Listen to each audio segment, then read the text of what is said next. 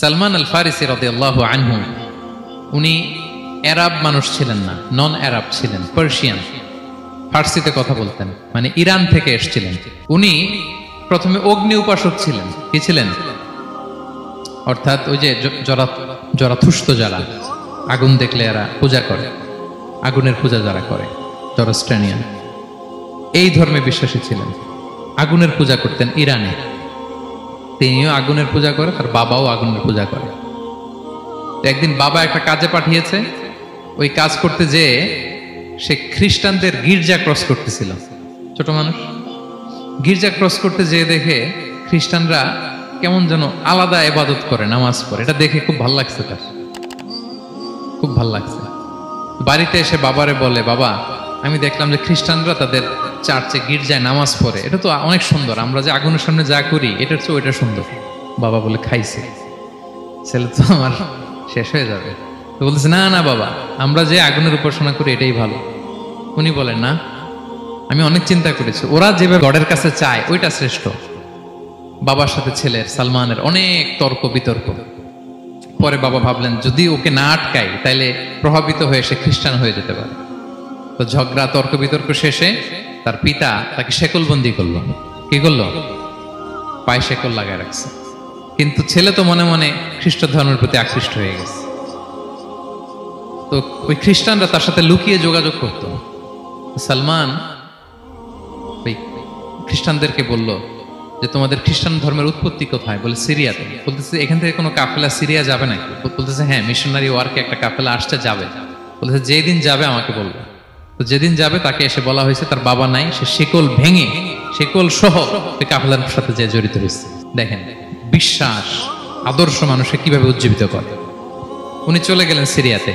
সিরিয়াতে যে এক পাদ্রির হাতে বায়াত হলেন, কিন্তু এই পাদ্রিটা ছিল ভণ্ড। সে খ্রিস্টানদের দান সৎকা নিয়ে গরিবদের না দিয়ে নিজেই খেয়ে ফেলত। বেচারা পড়লো বিপদে, যে হায় রে, এত সুন্দর ধর্মরে কারাপ্টেড করতেছে সে। পরে এই পাদ্রি যখন মারা গেল, সালমান সে আরেক পাদ্রির কাছে গেল। আরেক পাদ্রির কাছে গেল। ওই পাদ্রি আবার অনেক ভালো, খুবই ইবাদত করে। তো ওই পাদ্রি কিছুদিন থাকার পরে ওই পাদ্রিও মারা গেল। ওই মারা যাওয়ার আগে সে জিজ্ঞেস করতেছিল যে, পাদ্রি, এই বর্তমান পৃথিবীতে সবচেয়ে ভালো খ্রিস্টান পাদ্রি কে? বলতেছে, আর কেউ নাই।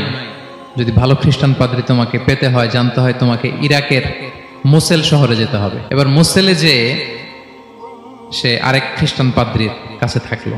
কিছুদিন পরে ওই পাদ্রিও মারা গেল। মৃত্যুর আগে তাকে জিজ্ঞেস করছিল যে, পাদ্রি আপনি বলেন তো, আপনার পরে শ্রেষ্ঠ পাদ্রি কে আছে পৃথিবীতে? সে বলতেছে, আমার পরে শ্রেষ্ঠ কোনো পাদ্রি আর পৃথিবীতে নাই, খ্রিস্টান ধর্ম শেষ হয়ে গেছে, নাই। তবে জেনে রেখো, শেষ জামানার নবী আসার সময় ঘনিয়ে এসছে।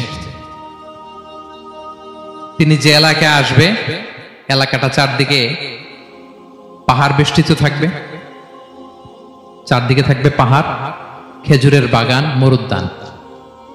তাকে চেনার আলামত আছে। কি আছে? আলামত আছে। এক নম্বর আলামত হচ্ছে, ওই শেষ নবীকে দানের খাবার দিলে তিনি খায় না, কিন্তু উপহার দিলে সে নেয়, খায়। আর তার পিঠে দুই কাঁধের মাঝখানে একটা নবুয়তির মোহর আছে। সুবহানাল্লাহ। যদি পারো তার কাছে যে বায়াত হো। সালমান আল ফারিসি পাগল হয়ে গেছে ওনার সন্ধান পাওয়ার জন্য। কিভাবে যাবে, কিভাবে যাবে? তো উনি কিছু ছাগল পালতেন। একটা কাফেলা তিনি পেলেন, যে কাফেলা আরব কাফেলা, বনু কালবের কাফেলা, আরব দেশে যাচ্ছে। তাদের সাথে তিনি চুক্তি করলেন যে, আমার যত ছাগল আছে এই ছাগলগুলো তোমাদের দিয়ে দিব, তোমরা কি ওই এলাকায় আমাকে পৌঁছে দিবা? তারা বললেন, হ্যাঁ পৌঁছে দিব। সব ছাগল দিয়ে দিলেন, রওনা হইলেন ওই এলাকায়। মাঝপথে তারা তার সাথে জুলুম করলো, অন্যায় আচরণ করলো। তাকে দাস হিসেবে বিক্রি করে দিল ইহুদিদের কাছে। ওয়াদি আল কোরা নামে একটা জায়গা আছে, ওখানকার এক ইহুদির কাছে বিক্রি করে দিল। সে ইহুদির কাছে দাস হিসেবে থাকতে আরম্ভ করলো। অনেকদিন পরে, মদিনার পূর্ব নাম কি দেখি, কে বলতে পারে? হ্যাঁ, মাশাআল্লাহ, তো মদিনার পূর্ব নাম হচ্ছে ইয়াসরিব। তো ইয়াসরিবের এক ইহুদি, বনু কুরাইজার ইহুদি, সে আসছে ওয়াদি আল কোরাতে তার কাজিনের কাছে। এসে দেখে নতুন এক দাস পাইছে, বলছে, আমি কিনবো, তুমি কিনতে চাও? তার কাছে বিক্রি করে দিল। তখন ইয়াসরিবের ওই ইহুদি বনু কুরাইজার সালমান আল ফারিসিকে নিয়ে ইয়াসরিবে চলে গেল। সুবহানাল্লাহ। মদিনার আগের নাম কি? বিষ্ণু ইসলাম মক্কা থেকে হিজরত করে কিছুদিন পরে কই যাবেন? সত্যের অনুসন্ধানে যদি আপনি হন, সত্য আপনি পাবেনই, সত্যের কাছে আপনি পৌঁছাবেন, এতে কোনো সন্দেহ নাই। দেখেন বিষ্ণু ইসলাম ওই এলাকায় আসবেন, আসার আগে আল্লাহ তাআলা সালমানকে নিয়ে ওখানে পৌঁছায় দিয়েছে। তিনি ওখানে থাকলেন, দীর্ঘদিন থাকলেন, খেজুর বাগানে তিনি কাজ করেন আর অপেক্ষা করেন যে কবে বিষ্ণু ইসলাম আসবেন। একদিন তিনি খেজুর গাছের উপরে কাজ করতেছেন, হঠাৎ ইহুদিরা বলা বলি করতেছে আজকে ওই মক্কা থেকে কোন এক লোক নাকি আসছে কোবা পল্লীতে, সবাই বলে সে নাকি নবী, সবাই বলে সে নাকি। এই কথা শুনে উনি খুশিতে ওই খেজুর গাছ থেকে ধপাস করে নিচে পড়ছে। নিচে পড়ে মালিককে বলতেছে কে আসছে, কে আসছে। এই কথা শুনে মালিক রেগে মেগে তাকে মারতে আরম্ভ করলো যে তোমার জেনে কি লাভ, যাও এখান থেকে। তার মানে সুবহানাল্লাহ, সালমান আল ফারিসি তিনি জেনে গেলেন যে বিষ্ণু ইসলামের আগমন ঘটেছে। আপনারা জানেন যে হিজরতের যে রুটটা, বিষ্ণু ইসলাম সরাসরি ইয়াসরিবে বা মদিনায় না ঢুকে প্রথমে কুবাতে ঢুকেছিলেন, কুবা পল্লীতে কিছুদিন ছিলেন, মসজিদে কুবা নির্মাণ করেছেন।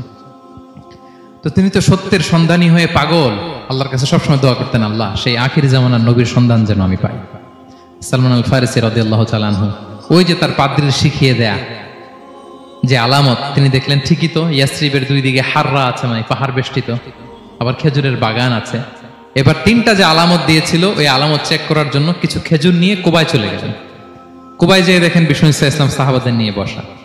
তো তিনি বিষ্ণু ইসলামের সাথে পরিচিত হয়ে বললেন এই যে কিছু সাদাকার খেজুর আমি আপনার জন্য এনেছি, নেন। বিষ্ণু ইসলাম বললেন ওই যে ওদেরকে দাও, ওই যে গরিব সাহাবারা ওদেরকে দাও। বিষ্ণু ইসলাম খেলেন না, সে মনে মনে বলতেছে এই তো একটা পেয়ে গেছে, একটা পেয়ে গেছে। উনি কিন্তু খায় নাই, ধরেও নাই, বলতেছে যে ওদেরকে দাও। দিল, সাহাবারা খেল।